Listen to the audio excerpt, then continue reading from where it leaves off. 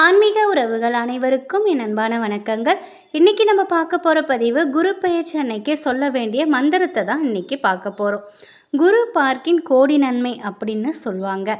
நாளைய தினம் மே 1 சித்திரை மாதம் 18ஆம் தேதி குரு பகவான் மேசராசியிலிருந்து ரிஷபராசிக்கு பயணம் செய்கிறாங்க.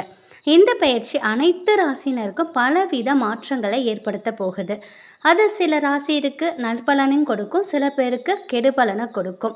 இந்த சூழ்நிலையில் நம்ம நாளைய தினம் குரு பயிற்சியப்போ குரு பகவானின் இந்த ஒரு மந்திரத்தை சொல்லி வழிபட்டோம்னா நமக்கு வரப்போகும் எப்பேற்பட்ட கெட்ட நேரத்தையும் நம்ம நல்ல நேரமாக மாற்றிக்கலாம். அது என்ன மந்திரங்கிறத இந்த பதிவில் நம்ம பார்க்கலாம். கிரகங்களில் குரு பகவானின் பயிற்சி மிக மிக முக்கியமானது. ஒரு ராசியில் நல்ல நிலையில் இருந்துச்சு அப்படின்னாக்கா அந்த ராசிக்காரர்களுக்கு பணம், புகழ், அந்தஸ்து இப்படி எல்லா வகையிலுமே அவங்க முன்னிலையில் இருப்பாங்க. குரு பகவானின் இந்த பயிற்சினால் அனைவரும் நற்பலனையே பெற இந்த ஒரு மந்திரத்தை சொல்லலாம். நாளைய தினம் இந்த மந்திரத்தை யமகண்ட ராகுகாலம் இல்லாமல் மற்ற நேரத்தில் நீங்கள் சொல்லுங்கள். இந்த யமகண்ட ராகுகால நேரத்தில் மட்டும் தவிர்த்திடுங்க.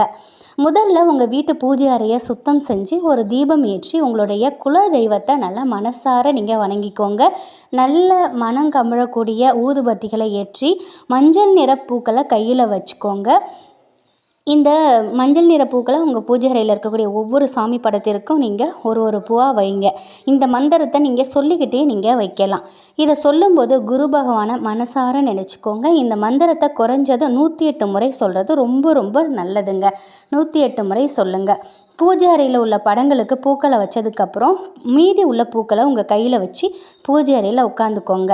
நீங்கள் கிழக்கு இல்லைன்னா வடக்கு பார்த்தவாறு உட்காந்துக்கோங்க. அப்போது இந்த மந்திரத்தை நீங்கள் சொல்லிக்கிட்டே இருங்க. இந்த மந்திரம் என்ன அப்படின்னாக்கா, ஓம் விருஷபத் வஜாய வித்மகே கிருணி ஹஸ்தாய தீமகி தன்னு குரு பிரசோதயா. ஓம் விருஷபத் வஜாய வித்மகே கிருணி ஹஸ்தாய தீமகி தன்னோ குரு பிரசோதயா. இந்த மந்திரத்தை நீங்கள் சொல்லணுங்க. 108 முறை இந்த மந்திரத்தை நீங்கள் சொல்லிக்கிட்டே இருக்கணும்.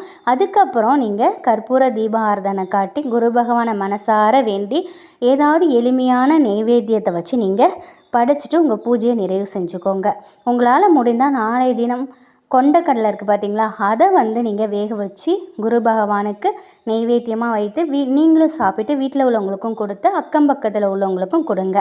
நாளைய தினத்தில் நீங்கள் இந்த மந்திரத்தையும் இந்த வழிபாடையும் நீங்கள் செஞ்சீங்க அப்படின்னா நிச்சயமாக குரு பகவானின் பரிபூரண அருளை முழுமையாக நம்ம பெறலாம். முழு நம்பிக்கையோட நாளைய தினம் குரு பயிற்சி வருது இல்லையா, நாளைய தினத்தில் கண்டிப்பாக அனைவருக்கும் நல்ல நேரம் வரணும், நல்லது நடக்கணும் அப்படின்னு மனசார வேண்டிக்கோங்க. நாளைய தினம் குரு பகவானுடைய அபிஷேகத்தில் கலந்துக்கோங்க. உங்களால் முடிந்த அபிஷேக பொருட்களை வாங்கி கொடுங்க. முடிந்த கொண்டக்கடலை மாலை கூட நீங்கள் குரு பகவானுக்கு போடலாம். நாளைய தினம் மஞ்சள் நிற வஸ்திரத்தை குரு பகவானுக்கு வாங்கி கொடுங்க. நீங்கள் கொண்டக்கல்லையை வேக வச்சு எடுத்துகிட்டு போய் நைவேத்தியம் பண்ணிட்டு அங்கே வர பக்தர்களுக்கு நீங்கள் தானமாக கொடுக்கலாம். முடிந்தால் யாராவது ஒரு ஏழைக்காவது யாராவது ஒருத்தவங்களுக்காவது வயிறார சாப்பாடு கொடுங்க. ஏழை எளிய மாணவர்களுக்கு கல்வி சம்மந்தப்பட்ட புத்தகங்கள், பேனா, பென்சில் வாங்கி கொடுங்க. இதுவும் நமக்கு நற்பலன்களை கொடுக்கும். ஒவ்வொரு கிரக நிலையை பொறுத்து குரு பயிற்சியில் நல்லதும் கெட்டதும் நடக்கலாம். இதை நம்ம இது போல் செய்யும் பொழுது கண்டிப்பாக நமக்கு நல்லது நடக்கும். மனசார நம்ம குல தெய்வத்தை நினைத்து அதுக்கப்புறம் நீங்கள் குரு பகவானை இந்த ஒரு மந்திரத்தை சொல்லுங்கள். கண்டிப்பாக உங்களுடைய வாழ்க்கையில் நல்லது மட்டுமே நடக்கும். குரு பகவானின் அருளிலும் உங்கள் குல தெய்வத்தின் அருளிலும் எப்பொழுதும் உங்கள் வீட்டில் செல்வ செழிப்பும் ஆரோக்கியமும் மகிழ்ச்சியும் நிலைத்திருக்கட்டும். நன்றி.